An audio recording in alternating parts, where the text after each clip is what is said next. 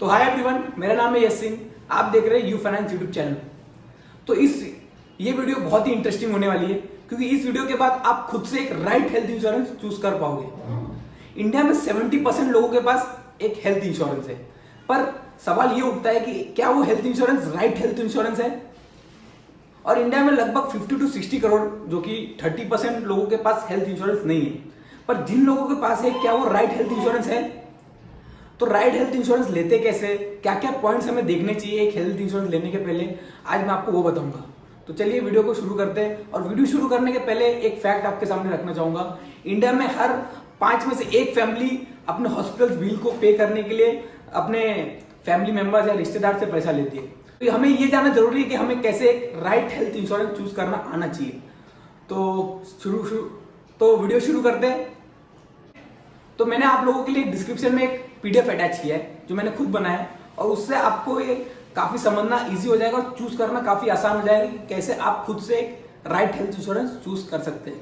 तो उसमें सबसे पहला पॉइंट है no room rent cap. No room rent cap का मतलब होता है कि एक एग्जांपल से समझते हैं कि अगर आपका हेल्थ इंश्योरेंस का कवर 5 लाख रुपीज है, तो जनरली रूम रेंट कैपिंग 1% होती है आपके टोटल रूम इंश्योरेंस कवर के। तो समझ लिया, अगर आपका इंश्योरेंस कवर 5 लाख रुपीज का है तो उसका रूम रेंट कैपिंग 1% के हिसाब से हो गया 5,000 रुपीज। तो इसमें क्यों बोल रहा हूं कि रूम रेंट कैपिंग आपके पॉलिसी में नहीं होनी चाहिए। इसमें मैंने लिखा है ना नो रूम रेंट कैप, तो ये क्यों नहीं होनी चाहिए? क्योंकि अगर आपके पॉलिसी में रूम रेंट कैपिंग आती है तो समझिए, एक इसको एग्जांपल समझते हैं। जैसे कि आप कोई सर्जरी कराने गए, कोई ट्रीटमेंट हुआ आपका और उसका बिल टोटल 3 लाख रुपीज आया, और जिस रूम में आप प्राइवेट रूम में आप रुके थे उसका रूम रेंट था 10,000 रुपीज, पर आपके पॉलिसी के हिसाब से 5,000 रुपीज ही अलाउड था।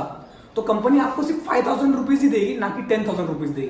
तो आप ये सोचेंगे कि 5,000 रुपीज तो मैं अपने जेब से डाल लूंगा, जब मेरी 3 लाख रुपीज की ट्रीटमेंट फ्री में हो रही है तो मैं 5,000 रुपीज तो खुद से डाल सकता हूं। पर नहीं, इधर आप गलती कर सकते हो। रूम रेंट कैपिंग सारे एक्सपेंसेस से लिंक होता है। I repeat, room rent capping other expenses से लिंक होता है। अगर आपका रूम रेंट कैपिंग 50% रीइंबर्स होता है तो सारे अदर एक्सपेंसेस भी 50% ही रीइंबर्स होंगे। डॉक्टर की कॉस्ट, पीपी किट, मेडिसिन और भी बहुत सारे सिर्फ 50% ही होंगे आपके कवर।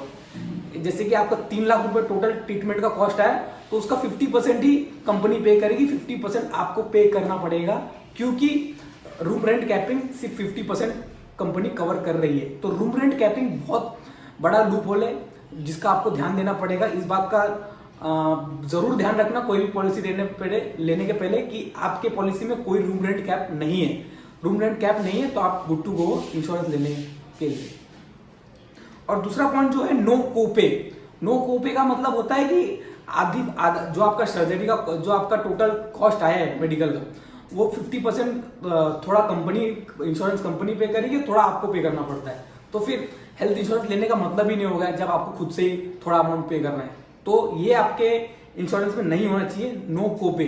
तो इस पे आपको टिक मार के रखना है और ये गुड टू गो है अगर आपके पॉलिसी में कोपे नहीं है। और डे केयर कवरेज का मतलब ये होता है, एक बात इससे हमें पहले समझना होगा कि डे केयर कवरेज होता है कि हमें इंश्योरेंस का क्लेम तभी मिलता है कि जब हम 24 आवर्स हॉस्पिटलाइज हों। पर कोई ट्रीटमेंट ऐसे होते हैं जिसमें 24 आवर्स हॉस्पिटलाइजेशन की जरूरत नहीं होती है। तो वैसे ट्रीटमेंट्स का क्या कवरेज हमें मिलेगा, क्या हमें क्लेम मिलेगा, ये आपको ध्यान में रखना है। तो इसलिए मैंने लिखा है day care coverage should have.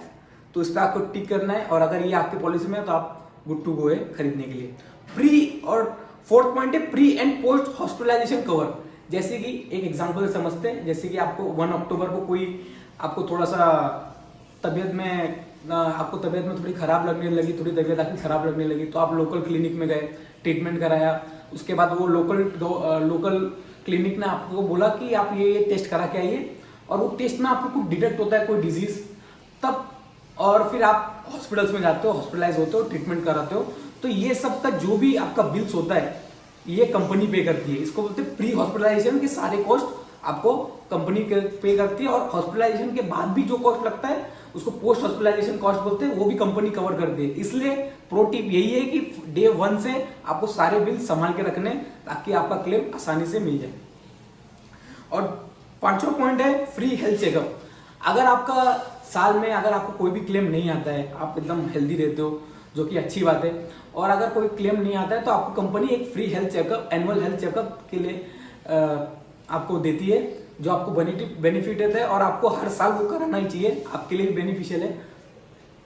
और 6 पॉइंट आता है एम्बुलेंस चार्जेस कवरेज।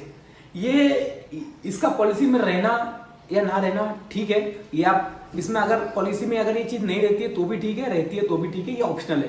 तो इसलिए मैंने इसमें 2 टिक डाले, एक रॉन्ग और एक क्रॉस। अगर है तो भी ठीक है, नहीं है तो भी ठीक है, रहेगा तो बहुत अच्छा है।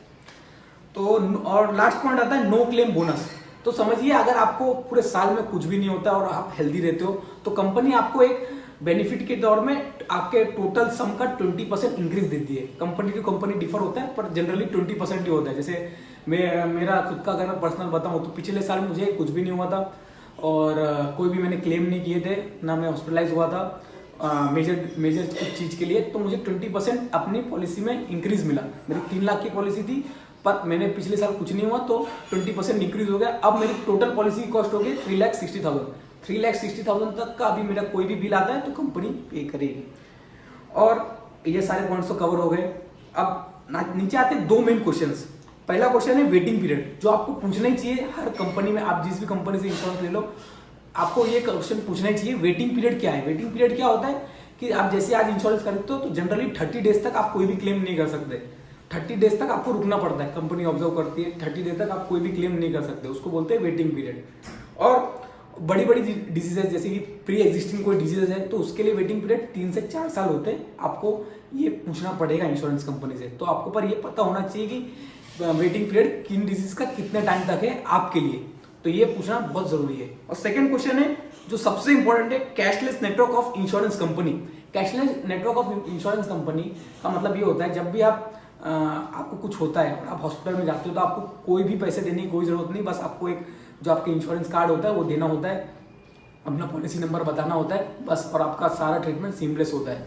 पर आप जब भी खरीद रहे हो इंश्योरेंस पॉलिसी तो अपने ब्रोकर को जरूर पूछना कि अपने कंपनी से जरूर पूछना। जैसे कि आप फॉर एग्जांपल स्पॉन्सर्ड वीडियो नहीं है, पॉलिसी बाजार से खरीद रहे हो तो आप उनसे पूछना कि मेरे अगल बगल ये जो 4 हॉस्पिटल है XYZ, क्या ये कैशलेस है? अगर मैं इधर जाऊं तो इधर मेरे को कोई बिल पे ना करना पड़े, कोई पहले से पैसा ना देना पड़े।